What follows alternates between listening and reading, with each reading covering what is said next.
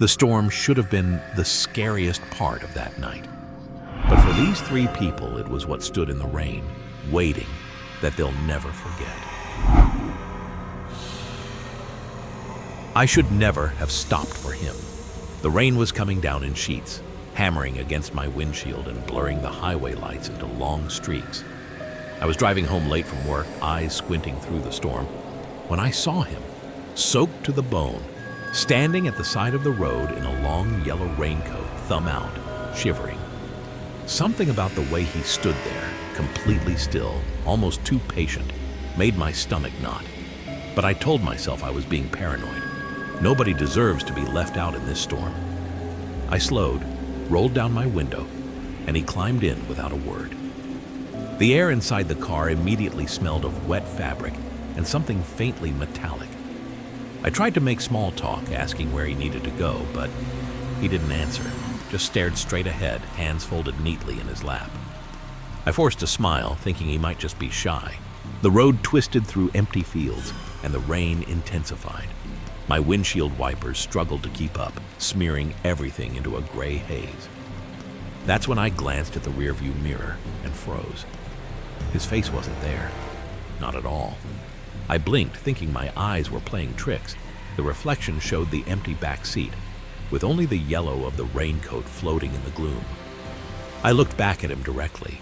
His face was perfectly normal, pale, wet strands of hair plastered to his forehead. But when I tried the mirror again, there was nothing. My hands gripped the steering wheel, cold sweat sliding down my back.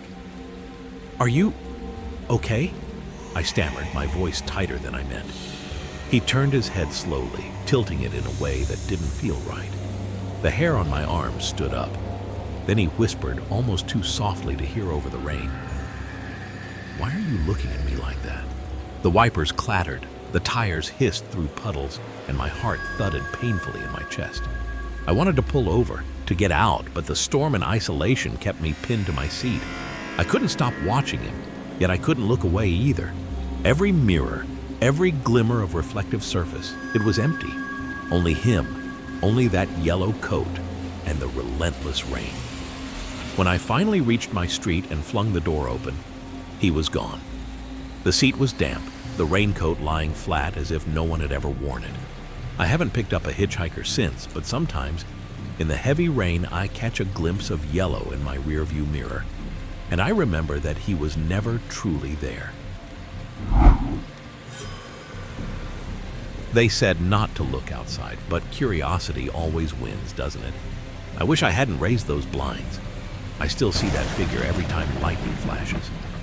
It was late, past midnight, and the storm outside had been pounding for hours, the kind of rain that makes it hard to think, because all you can hear is water slapping against glass and thunder rolling endlessly in the distance. I was sitting on my bed, scrolling on my phone, when a new notification lit up my screen. It was a text from my upstairs neighbor, Aaron. "Don't look out your window." At first I thought it was a joke. Aaron sometimes messed with me after creepy movie nights, so I texted back, "Why not?" No reply. Just those three dots that popped up for a second, then disappeared. The thunder cracked so loud, it made my chest vibrate. A second later, lightning flooded the apartment complex courtyard in white light, and that's when I froze. Someone was standing motionless under our shared balcony, completely still. Head tilted up toward my window like they were waiting for me to see them.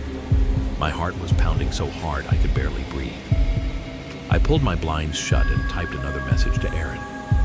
"Who is that outside?" Again, no answer. The rain hammered on, each gust slapping harder against the building.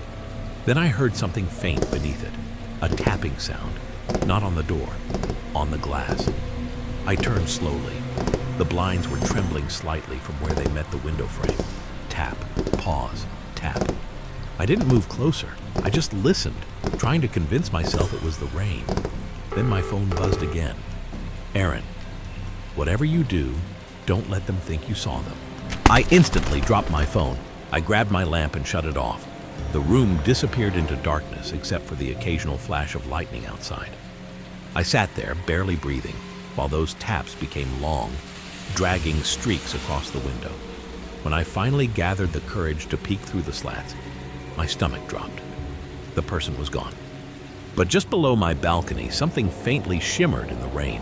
2 wet footprints, perfectly outlined and facing directly toward my building. The storm ended before morning. Erin didn't answer her door the next day. When the management office went to check on her, there was no one inside. Just her phone on the floor and her blinds drawn tightly closed.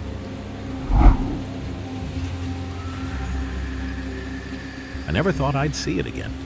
The rain was relentless, hammering against the roof and flooding the yard with sheets of cold water. I'd been calling for Max, my golden retriever, for nearly an hour, flashlight cutting through the darkness as thunder rolled overhead. Every shadow seemed alive. Every gust of wind set my nerves on edge. I was soaked, shivering, and starting to wonder if I'd ever find him. Then, through the storm, I saw him, sitting perfectly still in the middle of the backyard. Tail tucked, ears slightly back, eyes reflecting the dim light from the house. Relief washed over me, and I ran toward him, my boots squelching through puddles, calling his name. But something felt off. The air was thick, heavy, as if the rain itself had grown quieter just around him. I slowed, squinting through the downpour, and that's when lightning split the sky. It revealed another figure, another dog, identical in size, color, and even the way it sat. But its mouth was stretched into a wide, unnatural grin. Its eyes glinted, not like Max's gentle brown ones, but black, almost hollow, filled with a strange, knowing malice. My stomach dropped. My legs froze. I blinked, and the vision seemed to flicker with the storm's rhythm. Max remained calm, normal, wagging his tail slightly as if nothing was wrong. But the second one, always there, always smiling, stayed perfectly still. Every time lightning struck, it looked closer, more real, more impossible. I tried to rationalize it. Rain-soaked branches playing tricks on my eyes, shadows merging with the darkness. But the sound of wet paws shifting behind me made my heart hammer in panic. I slowly turned. Nothing. Only the storm, relentless and wild. I grabbed Max, pressing him to my chest, and ran back inside, locking the door behind me. I could hear the rain pounding, and for a moment, it sounded like 2 sets of claws dragging through the backyard. I forced myself to calm down, telling myself I'd imagined it, that it was just the storm.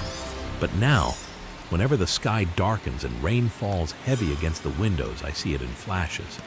Just a glimpse of that grinning double, staring at the house from the yard, waiting. And Max always stares at it, tail tucked, silent.